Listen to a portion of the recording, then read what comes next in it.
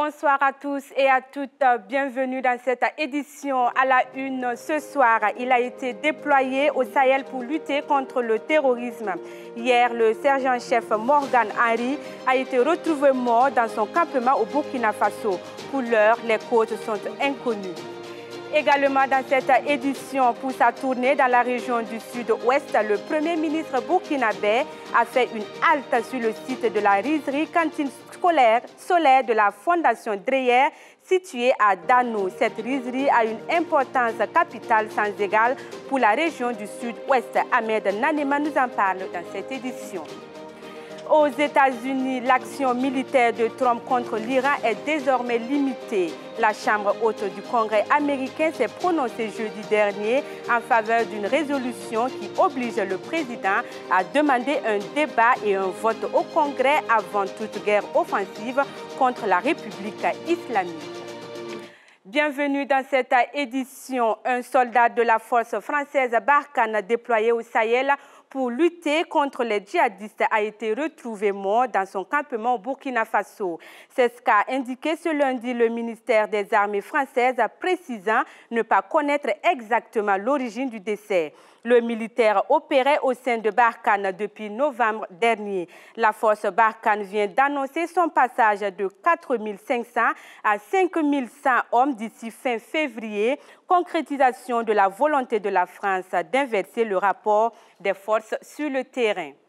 Et l'insécurité au Burkina Faso ayant fait plus de 700 000 déplacés internes. Action humanitaire citoyenne, faisons un geste.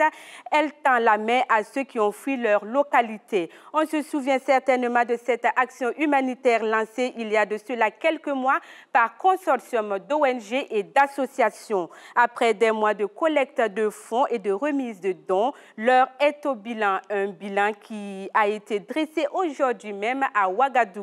Le compte rendu avec Bachirou Sawadogo et Judith Chimadi. En août 2019, naissait l'action humanitaire Faisons un geste. L'initiative visait à voler au secours des déplacés internes et répondre à leurs besoins de première nécessité. Cela en termes de mobilisation d'une conscience citoyenne. 6 mois après, les initiateurs du projet se livrent à un exercice de redevabilité. Ils dressent un bilan final satisfaisant. L'action humanitaire Faisons un geste a collecté des dons en nature et en espèces évalués à plus de 23 millions de francs CFA. Pour ce qui est de la remise des dons que nous avons collectés, à ce jour, nous avons pu effectuer 9 remises de dons.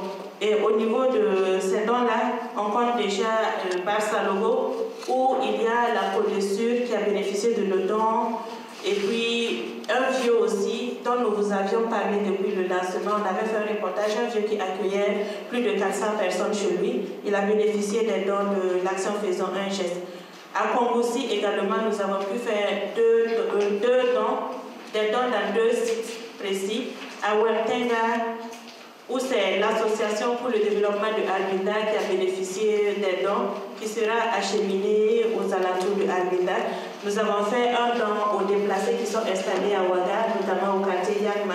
Nous avons fait un don à Titao, nous avons fait un don à Gorom et nous avons fait un dernier don à Fanangoumba. Du constat des initiateurs du projet, bon nombre de personnes ont répondu à l'appel et laissé parler leur cœur.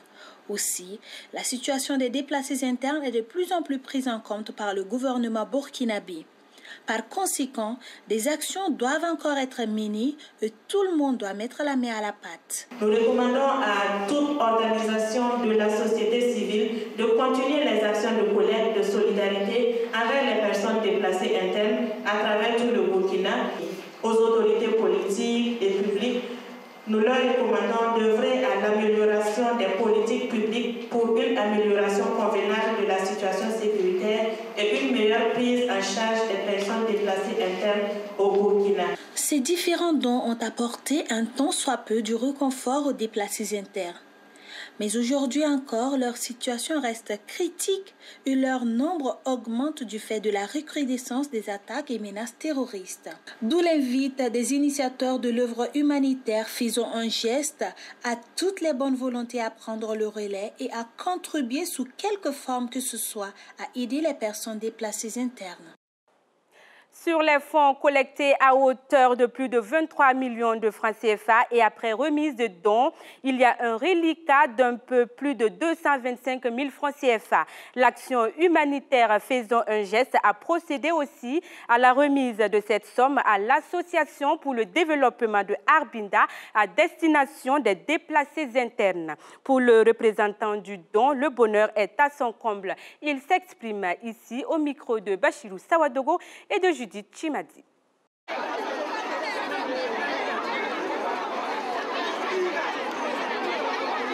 Nous sommes vraiment très satisfaits. C'est la troisième fois qu'on reçoit. On a reçu un premier don, un deuxième don en espèces. Et vraiment, ça nous va tout droit au cœur. Parce que c'est vrai, on a les vivres, on a reçu les vêtements, on a reçu des couvertures.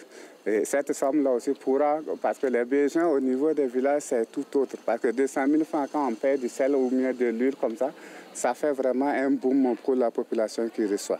Tout le monde est déplacé, même ceux qui ne sont pas déplacés sont déplacés. Parce que ça fait bientôt 2 ans, comme je l'ai dit, que les gens n'ont pas cultivé. Donc vous êtes là, c'est le peu, vous avez déjà fini de manger. Donc en fait, tout le monde se retrouve comme des déplacés. Vous êtes chez vous, mais vous êtes des déplacés internes parce que vous n'avez plus rien. Bon, vous n'attendez que ce qui va venir de l'extérieur pour vous nourrir. Actuellement, il y en a beaucoup, presque dans tout le Burkina, tout le monde est déplacé. Vous voyez à l'est, vous voyez au niveau du centre-nord, du nord. Bon, vraiment, presque partout, c'est des nouveaux déplacés qu'on crée tous les jours.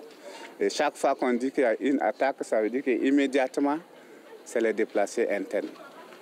Et le peu que vous l'avez abandonné sur place. Et où vous arrivez, bon, c'est vrai, les premiers jours, avec la bonne volonté de ceux qui vous reçoivent, bon, ils vont faire un geste. Mais pour combien de temps?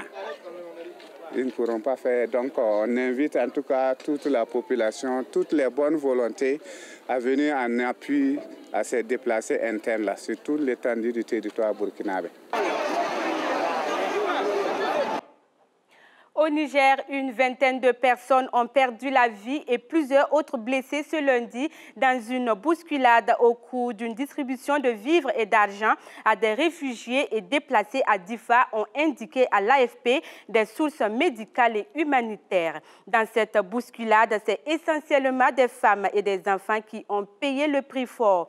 L'aide était offerte par le gouverneur de l'État nigérian de Borno dans le nord-est du Nigeria pour soulager un temps soit peu les réfugiés nigériens fuyant les attaques de Boko Haram et qui sont installés dans plusieurs zones de Difa depuis 2015. La région de Difa, proche du Nigeria, est le théâtre d'attaques constantes et de plus en plus meurtrières du groupe djihadiste Boko Haram. Cette région abrite plus de 300 000 réfugiés nigériens et déplacés internes.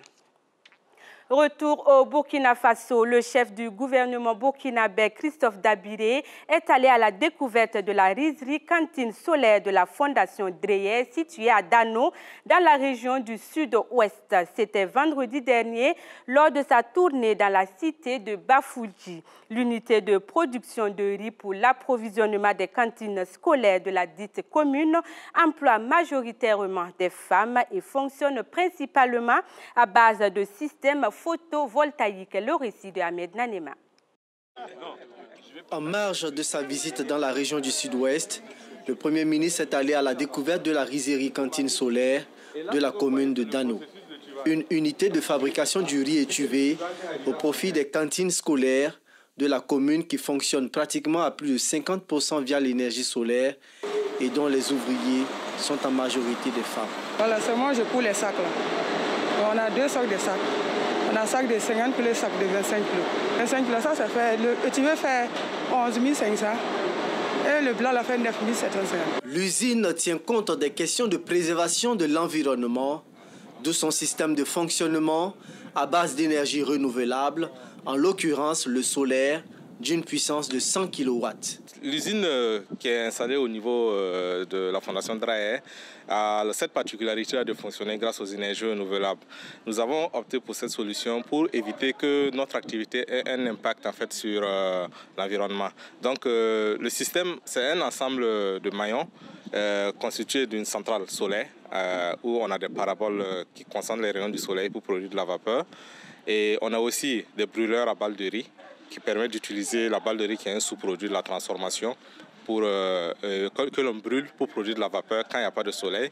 Et l'électricité pour la transformation est fournie par une centrale photovoltaïque.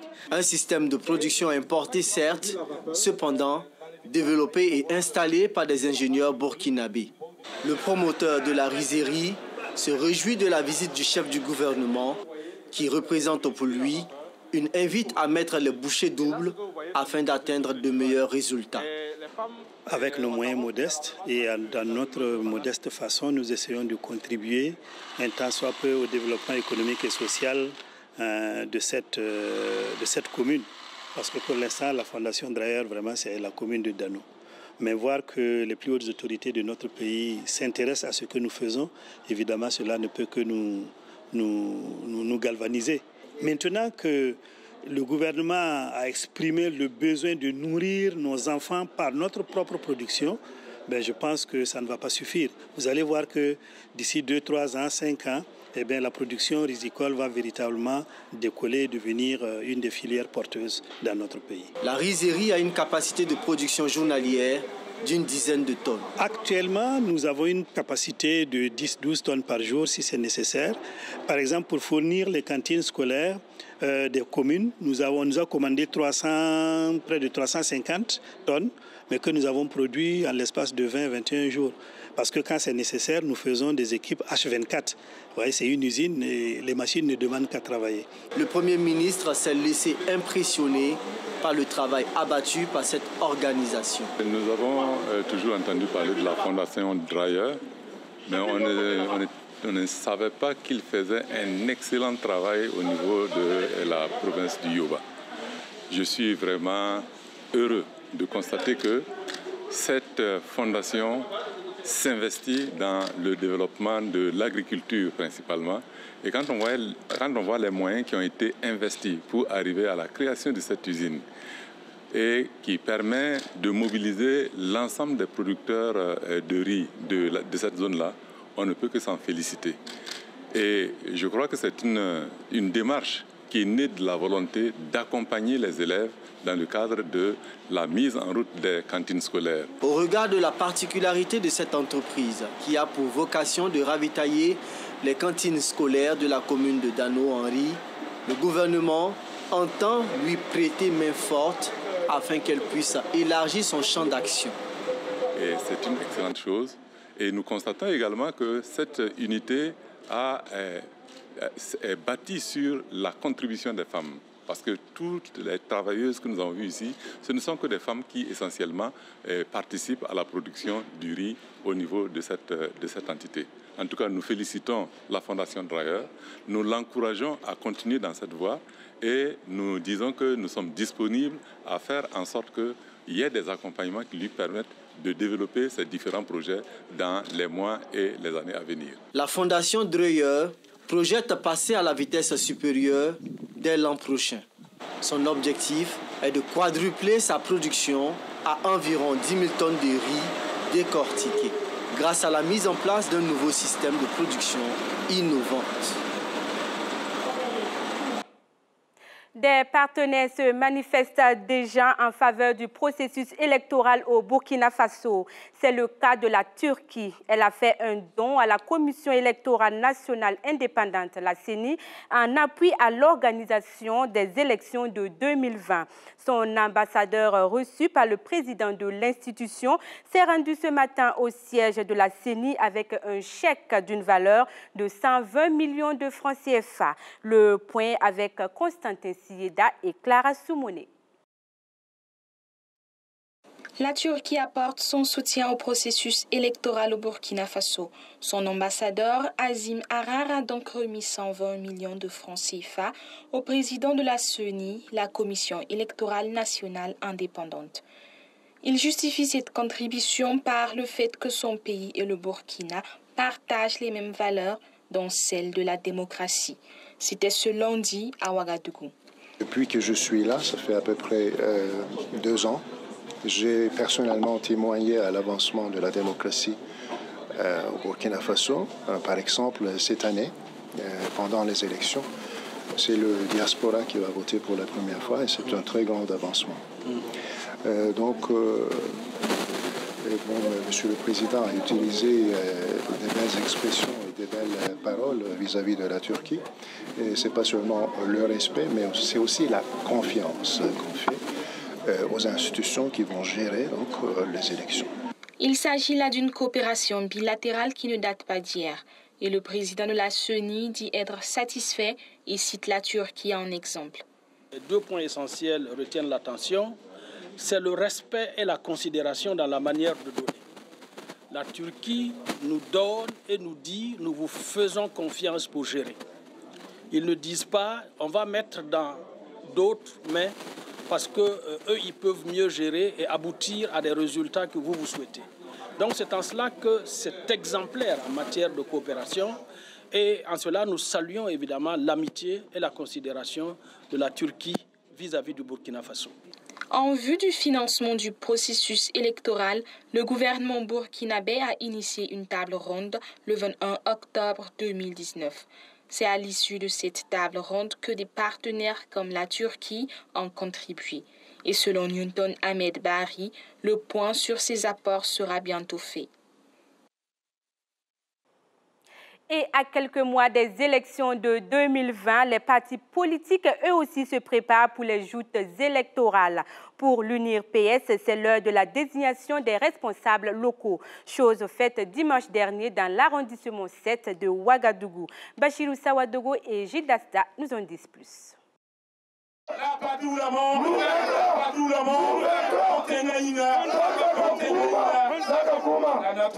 Les slogans révolutionnaires fusent.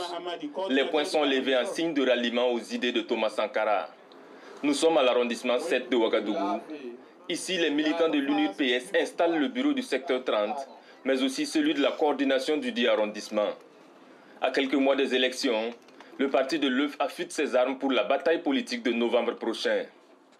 Et le challenge s'annonce grand. Avec une telle mobilisation, on est confiant que malgré les multiples partis qui sont dans ces secteurs et même dans cet arrondissement, on va essayer de faire de notre mieux, en tout cas pour que l'UNIR-PS puisse rayonner dans ces secteurs et dans l'arrondissement tout entier, l'arrondissement numéro 7. Donc vraiment, on va essayer d'amener des actions qui vont rassurer à la population de notre compétence, en tout cas dans ces secteurs.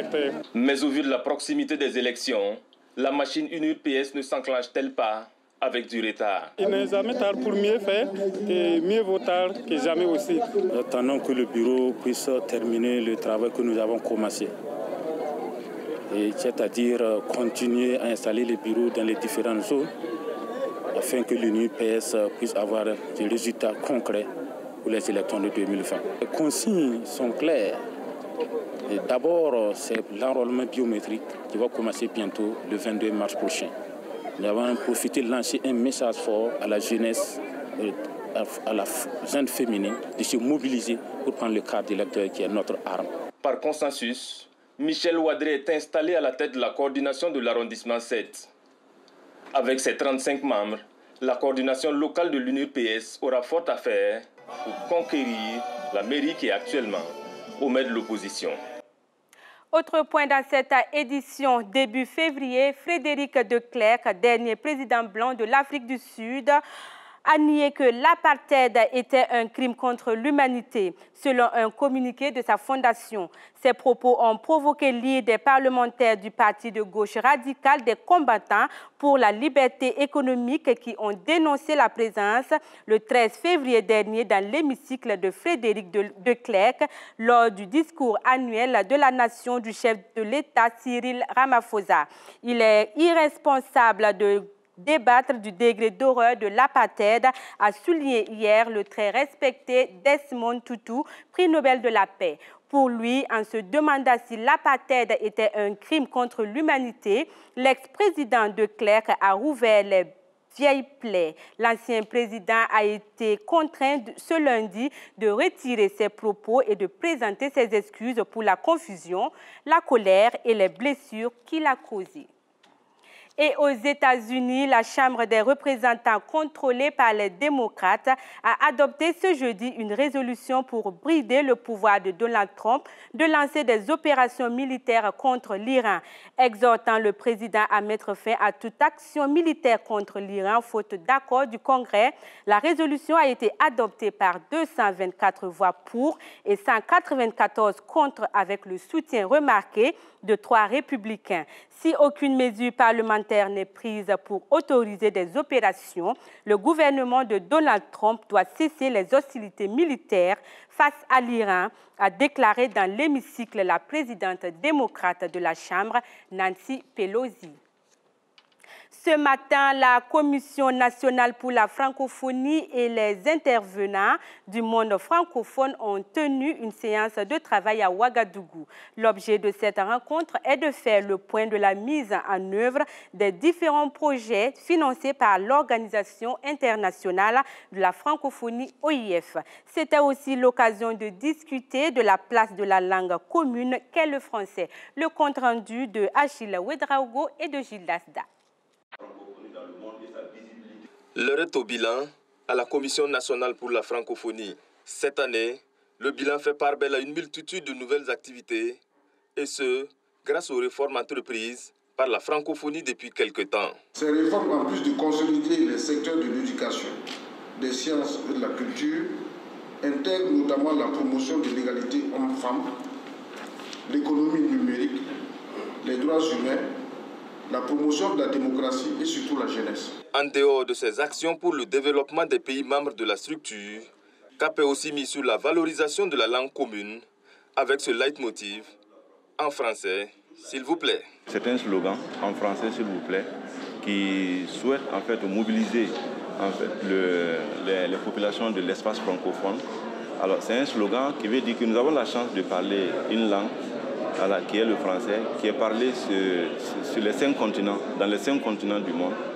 Mais même si dans une activité donnée, nous n'avons pas d'autres possibilités de nous exprimer, que ce soit dans la formation, que ce soit dans le commerce, nos relations avec les gens, le français est là, en fait, comme langue de communication. Par rapport à l'anglais, c'est des questions historiques et des questions de méthode.